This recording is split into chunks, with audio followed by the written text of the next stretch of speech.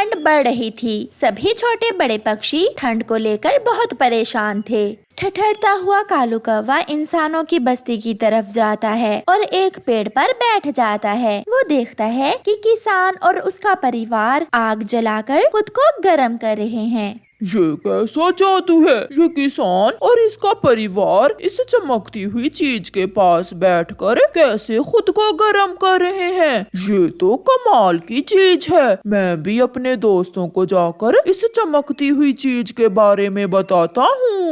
ये सोचकर कालू कौवा भागता है और अपने दोस्तों के पास जाता है। चिड़िया बहन, अब तो घोंसलों में भी सुकून नहीं है, बहुत ठंड है। अब हमें या तो ये जंगल छोड़कर किसी गर्म जंगल की तरफ परवास करना होगा या फिर कोई ना कोई उपाय ढूंढना होगा। हरियाली, दूसरे जंगल में कोई हमारा है भी तो नहीं, हम जाएं भी तो किसके पास? कौवा भी भागता हुआ वहाँ आ जाता है। मैंने उपाय निकाल लिया। मैंने ठंड से बचने का उपाय निकाल लिया है। कौवे भैया, जल्दी से बताओ, क्या उपाय निकाल लिया है आपने? मैं आज इंसानों की बस्ती में गया था। किसान और उसका परिवार एक चमकती हुई चीज के पास बैठकर खुद को गर्म कर रहे थे। अगर वो चीज हमें मिल जाए तो हम भी खुद को गर्म रख सकते हैं। वो चमकती हुई कोई चीज नहीं बल्कि आग है। इंसान ऐसे ठंड के मौसम में आग से ही गर्माइश हासिल करते हैं। अगर इंसान आग से गर्माइश ले सकते हैं तो हम पक्षी क्यों नहीं? हमें भी कोशिश करनी चाहिए। आग कहाँ से मिलती है, हमें ये जानना होगा।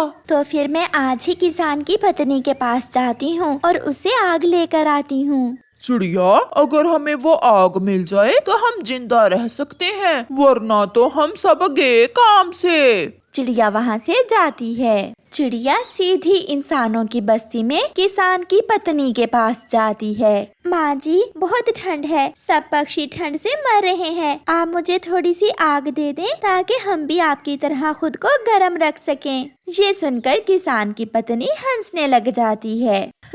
छोटी चिड़िया, मैं आपको आग तो नहीं दे सकती, मगर मैं आपको आग जलाने के लिए माचिस की डबिया दे सकती हूँ। मगर हम पक्षियों को क्या मालूम कि आग कैसे जलाते हैं? सूखी लकड़ियाँ इकट्ठी करें और दिया सिलाई जलाकर उनको आग लगा लें। इतना सा काम है और आग जल जाएगी। ये सुनकर चिड़िया बहुत खुश होती है। फिर किसान की पत्नी चिड़िया को माचिस की डिबिया दे देती है, जिसे लेकर चिड़िया वापस जंगल जाती है। सब चिड़िया का इंतजार कर रहे थे। कालू कौवा चिड़िया को दूर से ही देख लेता है। चिड़िया आ गई, चिड़िया आ गई।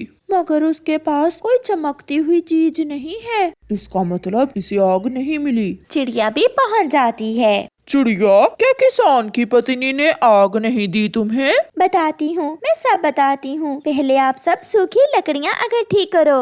सूखी लकड़ियाँ? वो क्या करेंगे हम? मेरे पास माचिस की डिबिया है जिससे इंसान आग जलाते हैं। आप जल्दी से सूखी लकड़ियाँ इकट्ठी करें। जंगल में सूखी लकड़ियों की तो कोई कमी न थी, इसलिए सभी पक्षी सूखी हुई लकड़ियाँ लेने चले जाते हैं। कबूतर के घर के पास ही सूखा पेड़ था। कबूतर उस पेड़ से कुछ सूखी लकड़ियाँ ले लेता है। कालू कौवे ने भी कुछ सूखी लकड़ियाँ ढूंढ ली थीं। तोता और तोती सूखा घास ले आते हैं। सब जमा हो जाते हैं। कालू कौवा हंसने लग जाता है।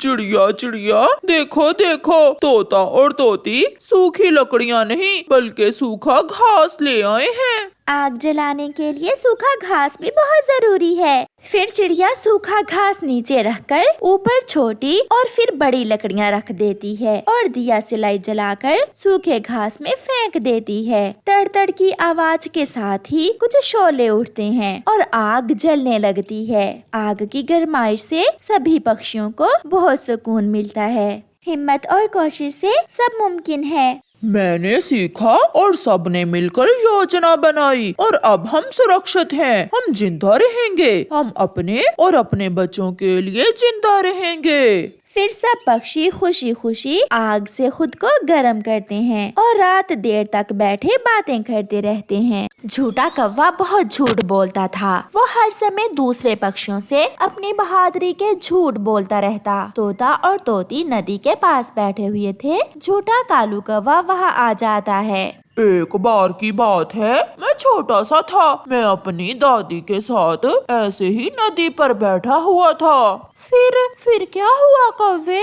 फिर बैठे बैठे मेरी दादी नदी में गिर गई और मैं अपनी दादी को बचाने के लिए नदी में कूद पड़ा। मैंने बड़ी बहादुरी से गहरी छलांग लगाई और नदी की लहरों को चीरता हुआ अपनी दादी को नदी से बाहर निकाल आया। क्या तुम गहरे पानी में तैरना जानते हो कालू भैया? सागर में भी, नदी तो क्या, मैं सागर में भी तैर सकता हूँ। ऊंची लहरों से लड़ सकता हूँ मैं। और तुम्हारा पति तो पहली ही छलांग में डूब जाएगा। मिठू जी, ये कौवा कितना बहादुर है। क्या तुम भी सागर में तैर सकते हो?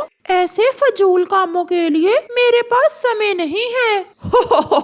देखा डर गया ना मिठू। मैं ना कहता था ये काम सिर्फ मैं ही कर सकता हूँ। मिठू, अगर इस कौवे की तरह तुम भी गहरे पानी में तैर सकते तो मैं भी गर्व से बता सकती दूसरों को। कौवा वहाँ से चला जाता है। वो रात अपने टूटे हुए घोंसले में गुजारता। उसके पास घर तो था नहीं, मगर बातें करता बड़ी बड़ी। फिर एक दिन कालू कौवा कबूतर और कबूतरी के पास जाता है। पिछले साल की बात है, तब मेरी माँ जिंदा थी। एक बार जंगल में आग लग गई। अच्छा, फिर क्या हुआ कालू कौवे? होना क्या था, सब परेशान थे, छोटे भी और बड़े भी, मगर मैं तो शांत था। क्या तुम्हें आग से डर नहीं लगता? सुनो तो, मेरी माँ ने मुझसे कहा, कालू बेटा, अब तुम ही हो जो इस जंगल के पक्षियों की जान बचा सकते हो। तो क्या बचाई आपने पक्षियों की जान? हाँ, मैं सागर पर गया और एक बड़ी सी बाल्टी में सागर का पानी लाकर जल्दी से जंगल की आग बुझा दी। एक बाल्टी पानी से जंगल की आग कैसे बुझ सकती है कालू?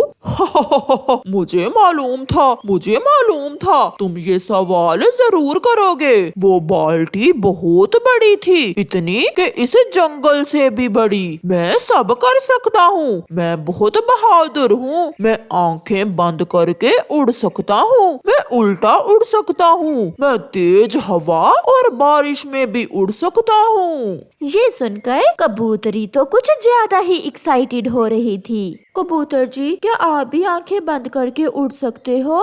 अगर ऊपर वाले ने मुझे आंखें दी हैं, तो मुझे क्या जरूरत है आंखें बंद करके उड़ने की? देखा, मैं ना कहता था ऐसा कोई नहीं कर सकता। मुझ जैसा कोई नहीं है, कोई मेरा मुकाबला नहीं कर सकता। मेरी भी इच्छा है कि मेरा पति भी बहादुर हो, वो भी बारिश और तेज हवा में उड़ सके, वो मुकाबला कर सके सब मुश्किलों का। तो फिर इसे छोड़ो और जाकर कोई और कबूतर ढूंढो जो मेरे जैसा हो। भाग यहाँ से, बड़ा आया बहादुर कहीं का।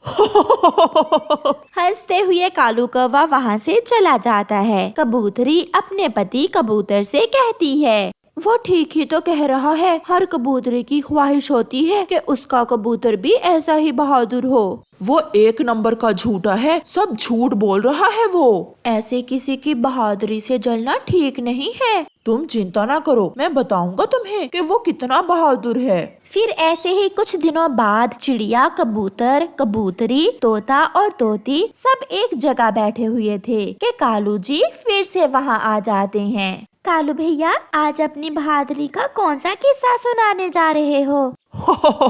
सुनाता हूँ। मैं जवान था जब एक बार हमारे जंगल में एक बड़ी चील आ गई। उसके लंबे लंबे नाखून थे और बड़ी सी मोटी चोंच। सब डरते थे उससे। क्या आपको डर नहीं लगता था उस चील से? बताता हूँ। वो चील जैसे ही जंगल में आती, सब डर के मारे अपने अपने घरों में छुप जाते। मैं अपने घर के बाहर बैठा हुआ था। बड़ी चील को देखकर मुझे बहुत गुस्सा आ गया। मैं घर में गया और एक बड़ा सा डंडा लाकर चील के सामने खड़ा हो गया। वो चील मुझे देखकर बहुत डर गई, वो रोने लग गई। फिर क्या हुआ? वो चील डरते हुए भाग गई।